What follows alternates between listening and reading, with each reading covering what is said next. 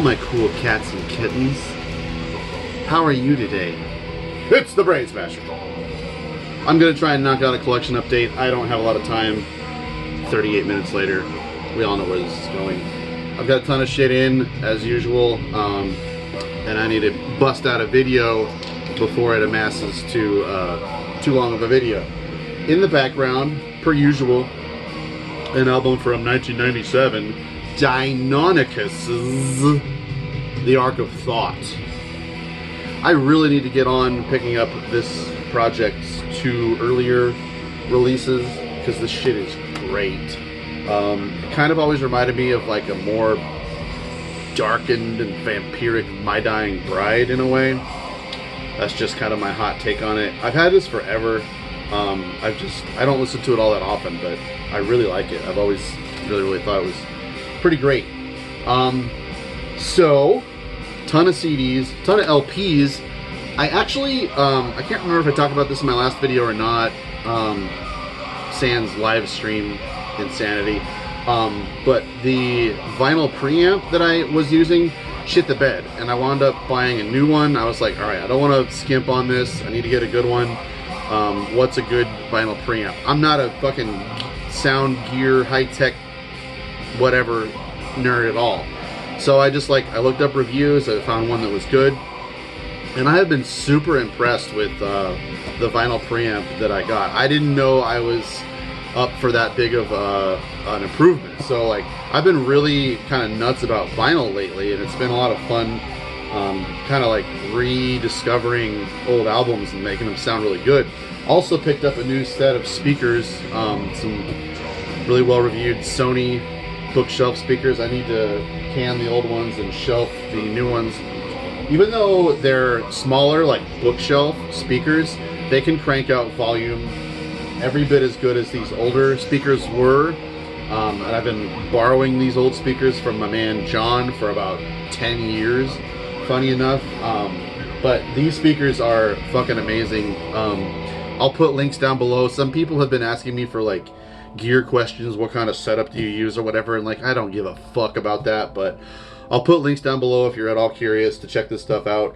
I do recommend them, but whatever, that's all stupid, not music. This is about music.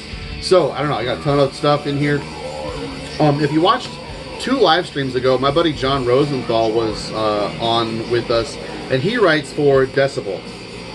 Usually I don't give a shit about the bands that are on the covers of these fucking magazines, but every once in a while cool stuff has been creeping in on some of this stuff, and I like John, and I like what he writes, and he had kind of reached out to me for some help, guidance, on an article he was doing that is a revisiting of Bedouin's Written in Waters, which is one of the most fantastic albums ever written. And so he was able to do a retrospective interview with all 3 members of Bedouin's who are now active again. And it's a fascinating article, so I wound up buying a copy of it. It's on this page here. And it's awesome. It's a great step back in time, talking about that record, and it's not short, it's not just a little nothing.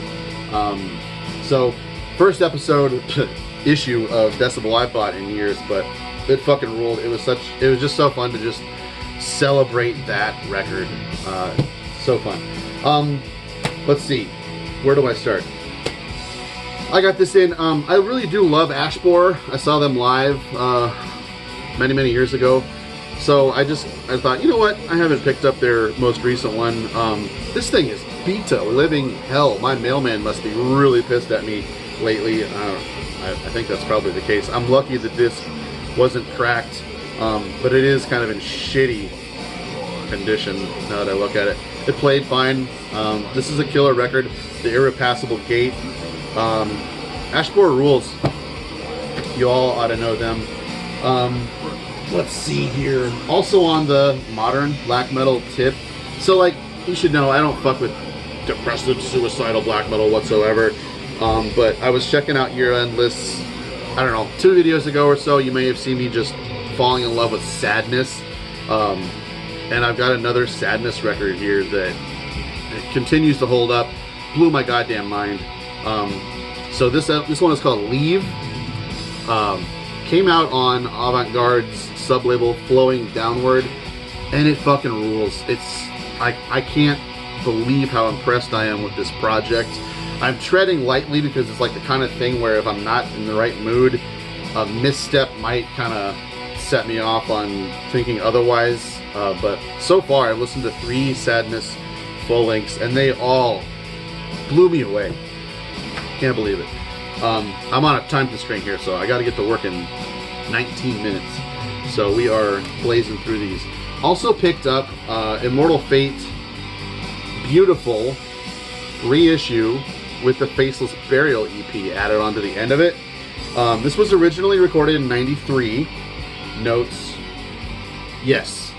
And it didn't see the light of day until it was released on vinyl only in 2000.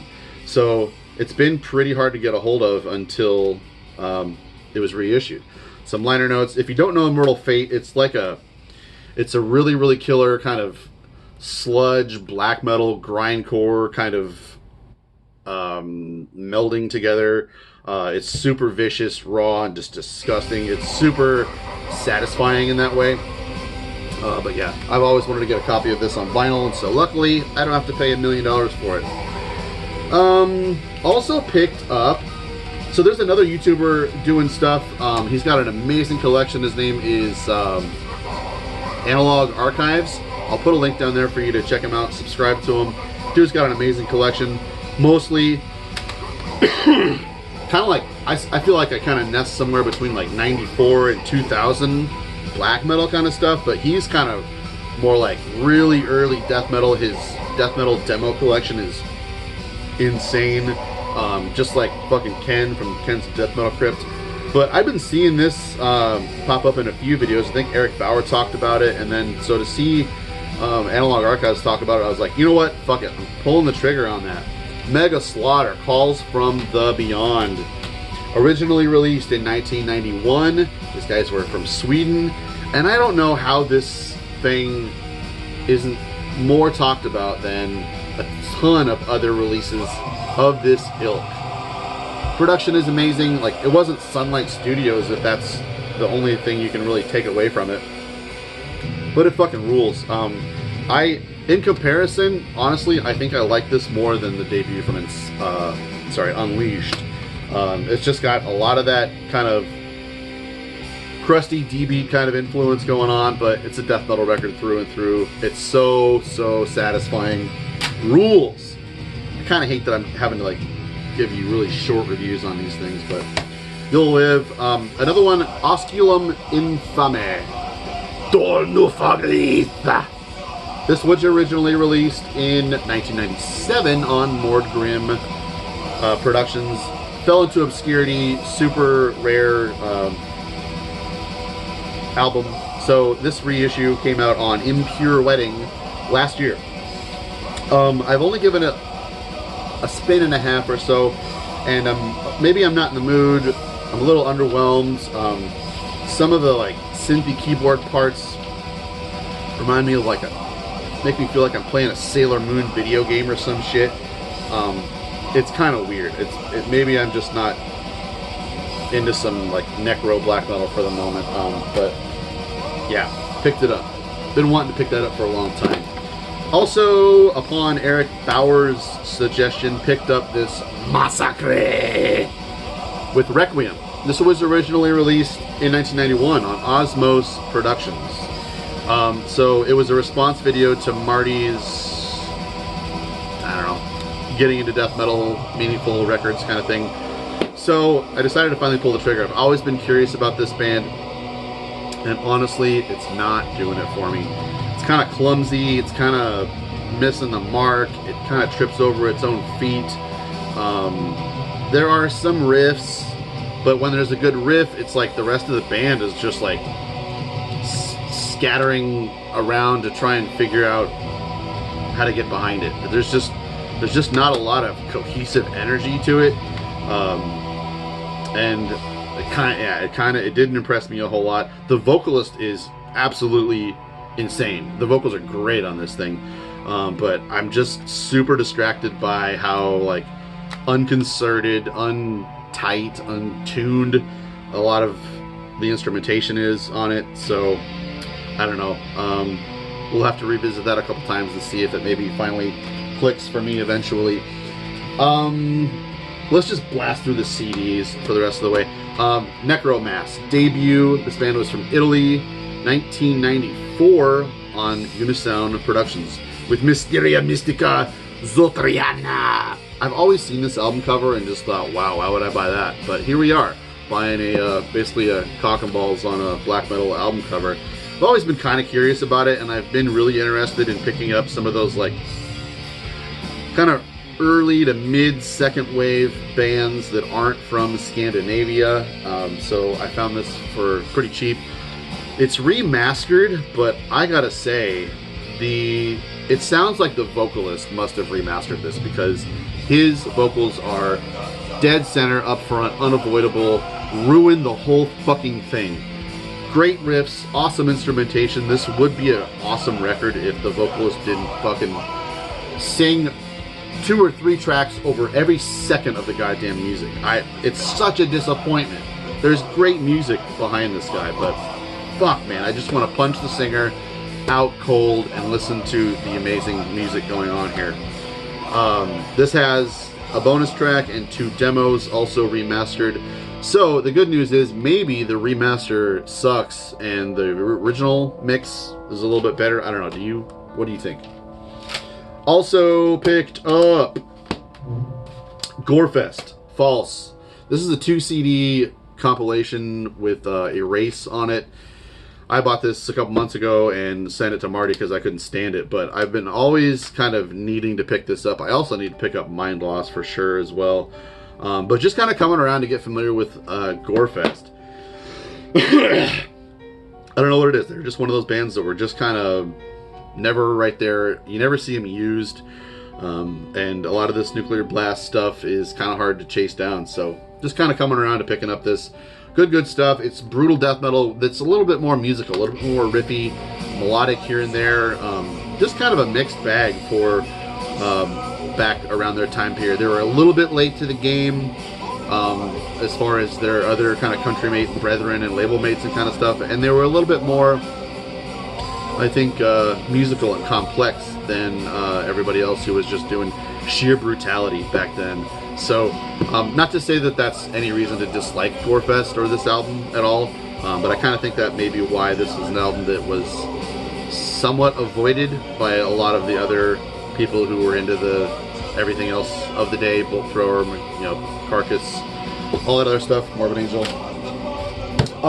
My good friend, favorite subscriber, Dave, sent me a care package, and he really cares because he sent me some killer stuff like Diplodocus, Slow and Heavy.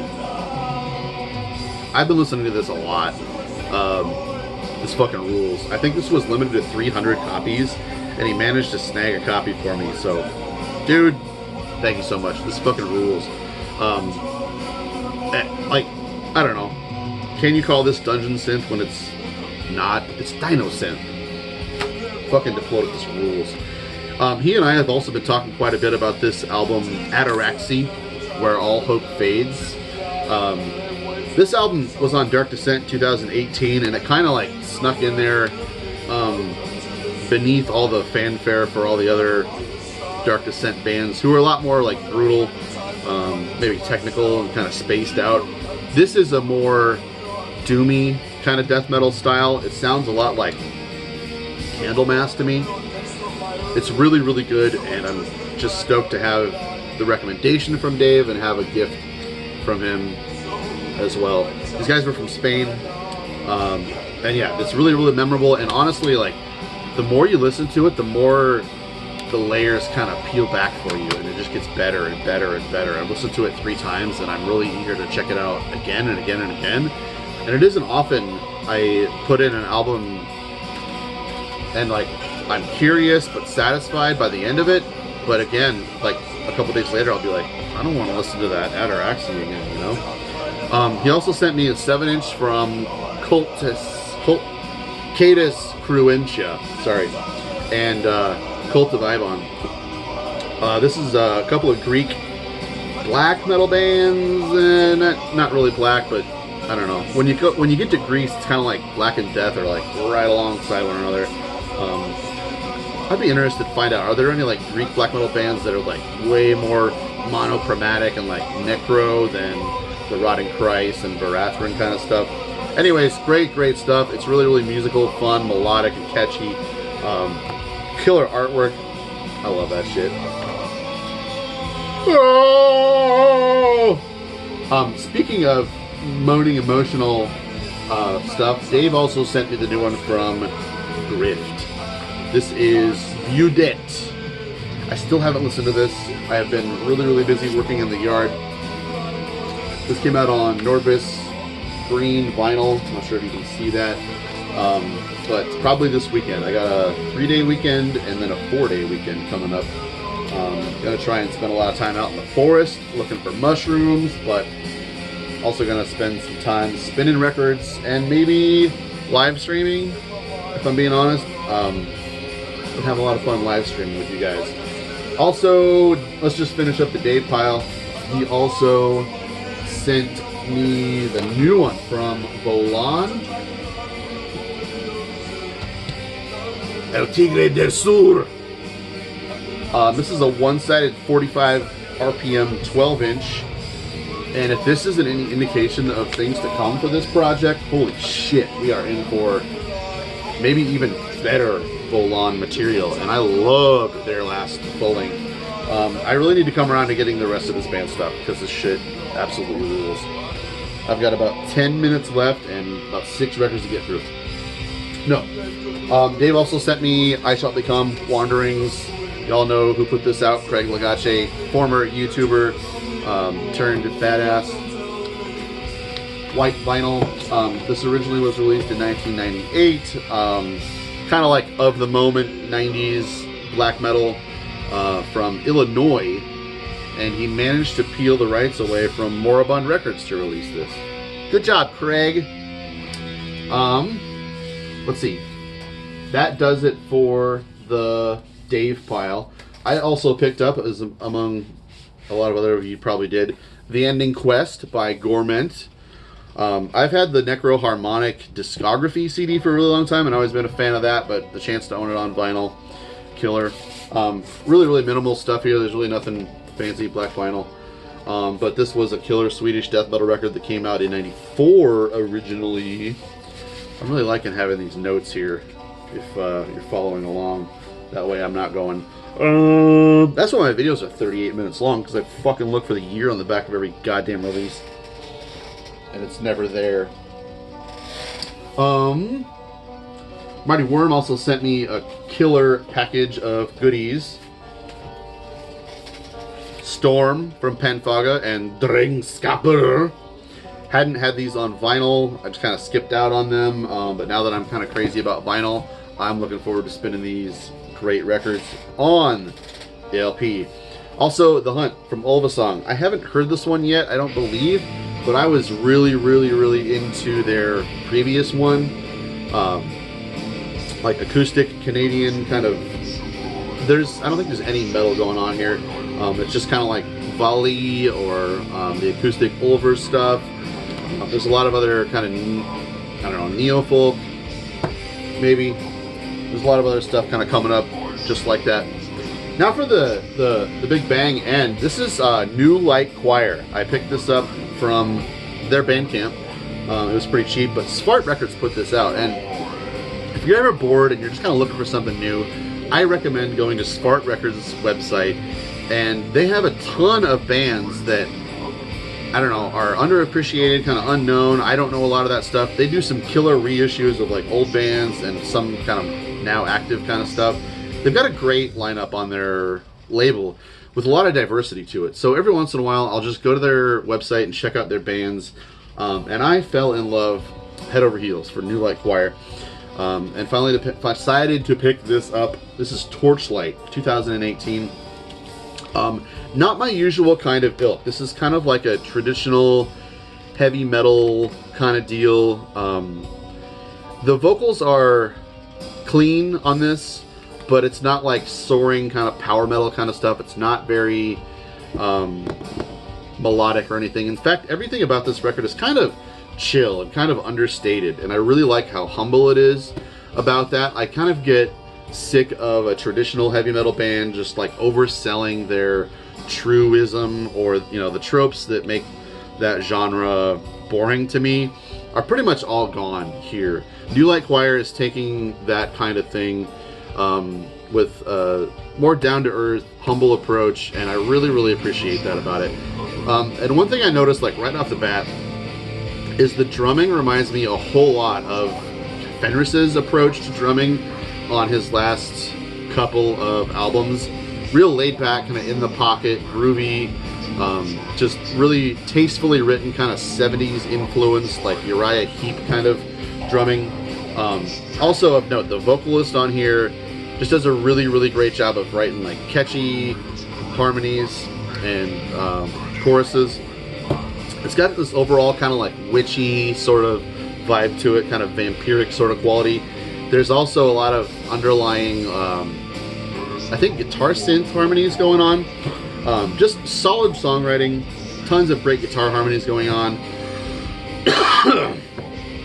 And I just find it refreshing how laid back it is. It's just really fun to listen to and not have it like every moment just like riding you to the edge of a cliff and throwing you off the back of a horse or something. It's just great music. Yeah, New Light Choir, Torchlight. I hope you like it. I hope you check out some of the stuff in this video because it's good. Yeah, thanks for watching. We'll see you next time. I'm out.